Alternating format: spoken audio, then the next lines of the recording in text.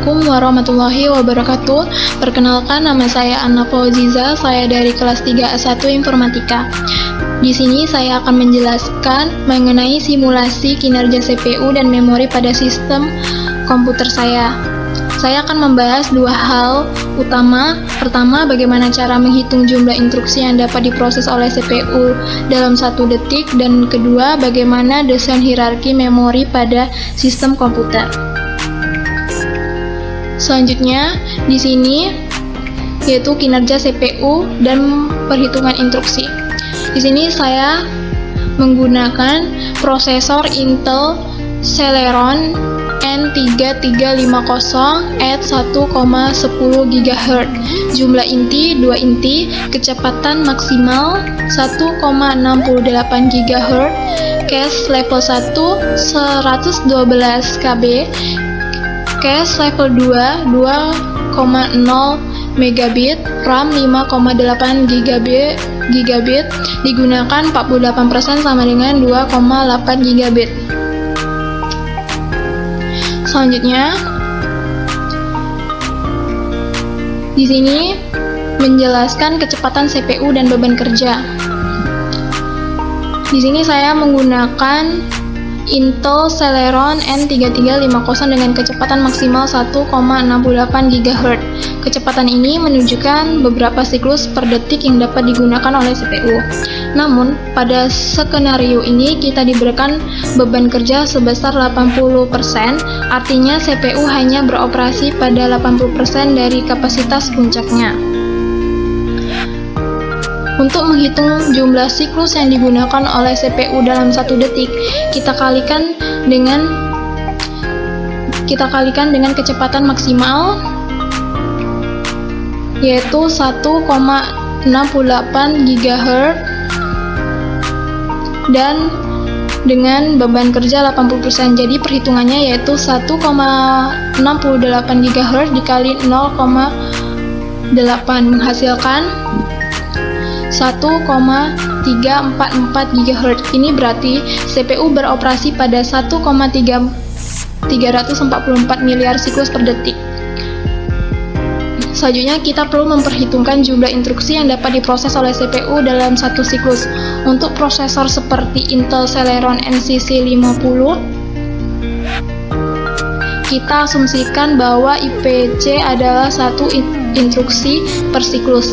Dengan asumsi ini kita dapat menghitung jumlah instruksi yang dapat diproses dalam 1 detik dengan mengalihkan 1,344 miliar siklus per detik dengan 1 instruksi per siklus. Hasil perhitungannya yaitu 1,344 miliar siklus instruksi per detik. Jadi dalam kondisi beban kerja 80%, CPU saya dapat memproses sekitar 1,344 miliar instruksi dalam 1 detik. Selanjutnya, mari kita bahas tentang hierarki memori dalam sistem komputer. Hierarki memori terdiri dari beberapa level penyimpanan dengan kecepatan dan kapasitas yang berbeda-beda. Tujuan hierarki memori adalah untuk mengoptimalkan kinerja komputer dengan menggunakan memori yang lebih cepat untuk data yang lebih sering diakses, dan memori yang lebih besar untuk menyimpan data yang lebih jarang diakses. Level pertama adalah register, yang merupakan memori paling cepat dan paling kecil yang ada di dalam CPU. Register digunakan untuk menyimpan data sementara selama eksekusi instruksi. Akses ke register terjadi dalam satu siklus CPU dan sangat efisien. Setelah register, ada cache yang berfungsi untuk menyimpan data atau instruksi yang sering digunakan oleh CPU. Cache ini memiliki dua level, yaitu cache level 1 dan cache level 2.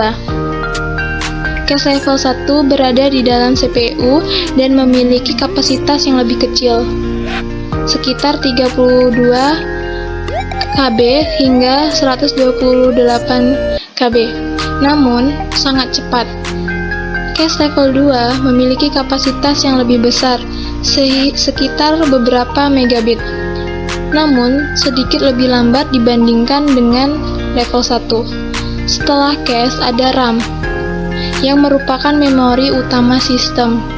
RAM lebih besar dari cache tetapi lebih lambat. Di sini, data aplikasi yang sedang dijalankan disimpan sementara. Meskipun RAM lebih lambat dibandingkan register atau cache, ia memungkinkan penyimpanan data dalam jumlah besar dan dapat diakses dengan cukup cepat. Di bagian bawah hierarki ada storage yang mencakup hard disk atau SSD. Storage memiliki kapasitas terbesar, namun juga yang paling lambat. Penyimpanan ini digunakan untuk menyimpan data secara permanen, seperti sistem operasi, aplikasi, dan file-file pengguna. Jika data dibutuhkan, ia akan dipindahkan dari storage ke RAM, dan kemudian diakses oleh CPU melalui cache dan register. Urutan akses data ini biasanya adalah yang pertama register, lalu cache level 1 dan level 2, RAM, dan akhirnya storage. Sekarang, saya akan menunjukkan diagram sederhana dari hierarki memori untuk memberikan gambaran visual yang lebih jelas tentang bagaimana memori diakses dalam sistem komputer. Di diagram ini, kita bisa melihat bahwa register berada di paling atas, diikuti oleh cache level 1 dan cache level 2. RAM, dan terakhir yaitu storage. Setiap level memori ini memiliki karakteristik tersendiri, dengan register yang paling cepat dan storage yang paling besar dan paling lambat. Secara keseluruhan, kita telah menghitung jumlah instruksi yang dapat diproses oleh CPU dalam 1 detik pada beban kerja 80%. Yaitu sekitar 1,344 miliar instruksi per detik. Kemudian, kita telah membahas hierarki memori dalam sistem komputer yang terdiri dari register, cache, RAM, dan storage. Hierarki ini penting untuk memastikan kinerja yang optimal, dengan data yang paling sering diakses disimpan di memori yang lebih cepat. Demikianlah penjelasan saya mengenai simulasi kinerja CPU dan memori. Terima kasih. Wassalamualaikum warahmatullahi wabarakatuh.